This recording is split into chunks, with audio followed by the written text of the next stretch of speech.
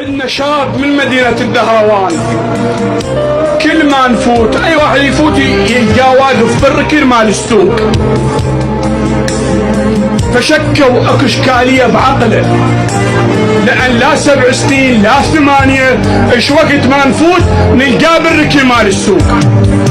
ذاك اليوم أنا يم الحلاق، فصار عندي الفضول اسأله، قلت له ايش عجب كل ما افوت القاك بالركن مال السوق؟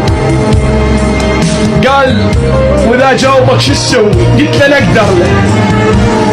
قال انا احب وحده بنيه احبها اهلها محافظين، قال والتواصل وياها جدا صعب، قال من تليفون امها لو كل 3 اشهر لو شهرين نتخابر.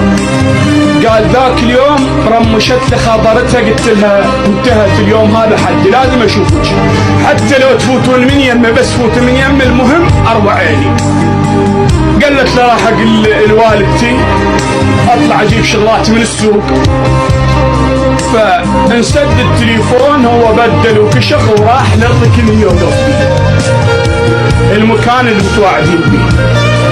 ظل اجى العصر، اجى المغرب، اجى الليل باكو، للوحده بالليل اجى الحارس قال له حرام، وقال له لا ابوي عد شغله وهيك بالي شده والله. ثاني يوم وثالث يوم و7 سنين، فقلت له تالي، قال بركن ذاك السوق من واعداني مر عده 3 اولاد وانا بمكاني.